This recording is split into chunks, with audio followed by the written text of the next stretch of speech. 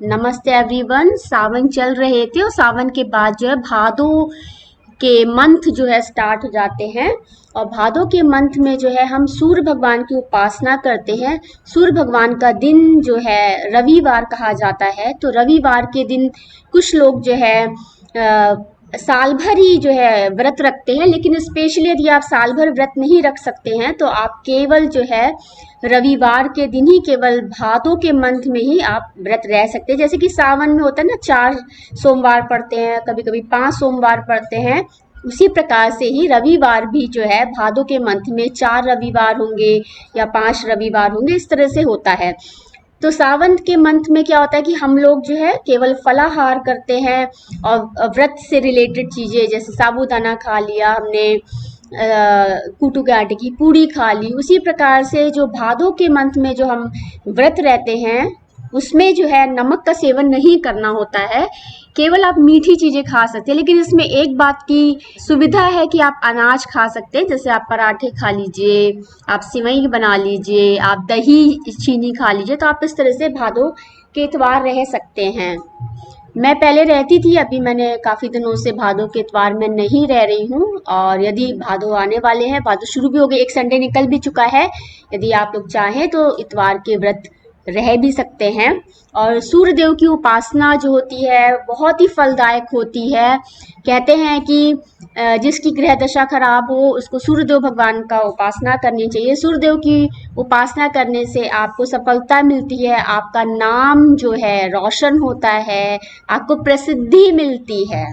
सबसे महत्वपूर्ण बात है कि जैसे सूर्य भगवान का प्रकाश जैसे चारों ओर जो फैलता है, पूरा संसार जो है सूर्य भगवान के प्रकाश से व्याप्त है, उसी तरह से ही सूर्य भगवान की उपासना करने से आपकी भी प्रसिद्धि होती है, आप वर्ल्ड वाइड फेमस हो जाते हैं। और जो भी रुके हुए काम होते हैं वो सभी जो है वो पूर्ण हो जाते हैं। तो सूर्य भगवान की उपासना करने से बहुत सारे लाभ होते हैं, उसमें से कुछ मैंने आपको बताए हैं। तो अभी हरितालिका तीज है, गणेश चतुर्थी है, राधाष्टमी है और शिक्षक दिवस भी जो है, ये सभी जो है भादो के मंथ में पड़ रहा है। और हम भादो के मंथ के बाद जो है पितरपक्ष शुरू हो जाते हैं और फिर नवरात्रि आती है और फिर हम दिवाली सेलिब्रेट करते हैं। तो इस तरह से जो है हमारा अलग अलग जो है मंथ आते हैं। तो ये मंथ में क्या होता है कि सूर्य की दशाएं होती हैं। सूर्य क्या होता है, अलग अलग राशि में प्रवेश करता है। तो कहा जाता है कि भादों में जो है भगवान सूर्य जो है लियो राशि में जो है प्रवेश करते हैं। तो इस तरह से जैसे जैसे रोटेशन होता है, रिवोल्यूशन होता है, वैसे वैसे हर एक राशि पे जो है सूर्य भगवान का प्रभाव पड़ता है। तो देखिए, सूर्य भगवान हो या चंद्रदेव महाराज हो, तो आप सभी को देखिए उनका प्रकाश बाहर आसमान में है, लेकिन आपको अपनी अवेबिलिटी जो है सूर्य भगवान और चंद्रदेव महाराज के अकॉर्डिंग रखनी चाहिए। आपको पता है कभी कभी घर ऐसे होते हैं जहाँ पे सूर्य का प्रकाश ही नहीं पड़ता है।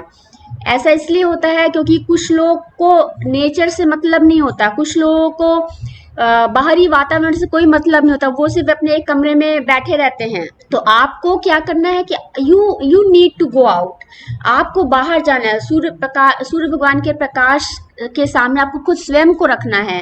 तो जैसे कि हमें प्रकाश चाहिए तो हम लाइट ऑन करते हैं, उसी प्रकार से हमें सूर्य भगवान के सामने समक्ष रहना है, उनके प्रकाश को अपने शरीर के अंदर जो है ग्रहण करना है। हमें जो है सोलर एनर्जी जो है, सौर ऊर्जा को जो है अपने सेल्स में लेके जाना है, जिससे हमारी सेल्स जो है रिजुविनेट हो और जो है हमारे अंदर एक फ्रेश प्राणा आए। तो ये हमारी रिस्पॉन्सिबिलिटी है कि हम अपने आप को वातावरण के कांटेक्ट में कितना रखते हैं। इसलिए हिंदुज्म में जो हर एक मंथ जो है भगवान को समर्पित है, और हर एक मंथ में जो हम भगवान की पूजा करते हैं। जैसे सावन में हम भगवान शंकर जी की आराधना करते हैं।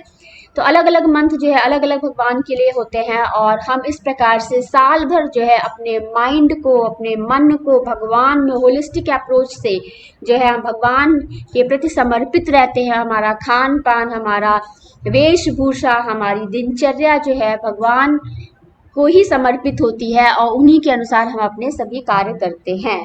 तो इस बार जो है गणेश चतुर्थी जो है फ्राइडे के दिन इवनिंग से स्टार्ट हो रही है और नेक्स्ट डे सैटरडे है, सैटरडे तक रहेगी। इसकी टाइमिंग्स हैं, आप लोग देखिएगा, आप पंचांग में देखिए, पंडित से पूछिए, वो आपको बताएंगे क्या टाइमिंग्स हैं।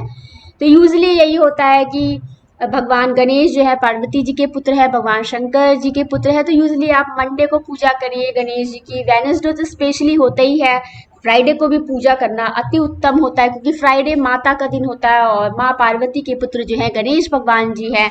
और कहा जाता है कि जब भी आप अध्यात्म की फील्ड में आते हैं, जब आपको आध्यात्मिक अनुभवों के बारे में जानने की एक प्रबल इच्छा होती है, तब सबसे पहले गणेश भगवान जी का नाम लिया जाता है, गणेश पूजन किया जाता है, तब हम उस आध्यात्मिक फील्ड में जो है हमारी एंट्री होती है। जब भगवान गणेश भगवान का आशीर्वाद हमें मिलता है, तब भगवान ही हमें बुद्धि देते हैं। There is a difference between the intelligence and the wisdom. तो यहाँ पर बुद्धि सबके पास होती है, लेकिन बुद्धि का प्रयोग हम सही प्रकार से नहीं कर पा रहे होते हैं। फिर भगवान जो है हमें विजडम देते हैं, तब हमें समझ में आता है कि इंटेलिजेंस और विजडम में क्या डिफरेंस है। तो मेरे प्रीवियस वीडियोस आप लोग देखिए, उसमें मैंने ऑलरेडी गणेश जी भगवान जी के बारे में आपको सभी कुछ बताया हुआ है। गणेश भगवान जी का जो पूरा जो प्रतिमा है, जो पूरा उनका स्टेचू है, वो उसमें everything is related to many things. तो जो भगवान की जो प्रतिमा है गणेश भगवान की, उसमें सभी कुछ जो है किसी कारण से, उनकी आंखें किसी कारण से, उनके कान किसी कारण से, उनकी बेली एक सिंबॉलिक है, और जो भी उनके पास जो उनको शस्त्रों से जो उनके साथ रखा गया, उनका जो वाहन है, वो सभी कुछ जो है को कोरिलेट किया जाता है। उससे जो है हमें पता लगता है कि हम किन बातों का क्या तात्पर्य है, और इस तरह से हम सभी बातों को समझते हैं। तो आप लोगों को यदि अध्यात्म की फील्ड में आना है तो कहते गुरु की पूजा करिए। तो गुरु तो है ही है, गुरु ब्रह्मा गुरु विष्णु गुरु महेश्वरा, लेकिन जब भी हम गुरु पूजन करते हैं और उससे पहले जो है हम गणेश भगवान का आशीर्वाद लेते हैं। कोई भी वैवाहिक समारोह हो या कोई भी एनी समारोह हम घर पे करते हैं, जन्मदिन है, स्पेशली विवाह के होते हैं, जहाँ पर हम कार्ड में भी गणेश भगवान जी की प्रतिमा जो है वहाँ पे प्रिंट कराते हैं, वहाँ पे श्लोक लिखे जाते हैं। तो गणेश जी का आशीर्वाद लेने के बाद ही जो है सभी कार्य होते हैं, क्योंकि भगवान शंकर ने ही कहा था कि हम कोई भी व्यक्ति जो मेरी पूजा करेगा या किसी भी की पूजा करे, लेकिन यदि उसने भगवान गणेश की पूजा नहीं की तो पूजा जो है अधूरी रहेगी। इसलिए सर्वप्रथम गणेश भगवान जी का पूजा करते हैं, और गणेश लक्ष्मी जी को ही शुभ लाभ। तो जहाँ पर शुभ है वहीं पे लाभ होता है, जहाँ पे गणेश जी, जहाँ पर बुद्धि है, जहाँ पर इंटेलिजेंस है, वहीं पे ही जो है लाभ, वहीं पे लक्ष्मी विराजती है। तभी हम गणेश लक्ष्मी की साथ में पूजा करते हैं। इसीलिए हम दिवाली सेलिब्रेट करते हैं, और यूजली कहते हैं दशहरा मनाते हैं, रामचंद्र जी जीत के आए थे तो हम दिए जलाते हैं, लेकिन एक्चुअली यही मतलब होता है। और हमेशा गणेश लक्ष्मी जी के साथ सरस्वती जी को पूजा जाता है, क्योंकि सरस्वती जो है विद्या की देवी है, संगीत की देवी है, और उनके आशीर्वाद के बिना हमें ये सब कुछ उपलब्ध नहीं होता है। तो हमेशा जो है गणेश लक्ष्मी जी और सरस्वती जी का पूजन करना चाहिए। उसमें सबसे सर्वोपरि गणेश जी हैं, शुभ लाभ बोलते हैं, हम स्वास्तिक बनाते हैं।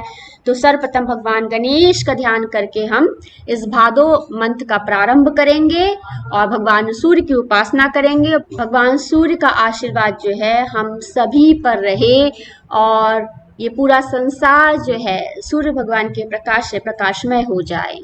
Thank you everyone. नमस्ते एवरीवन।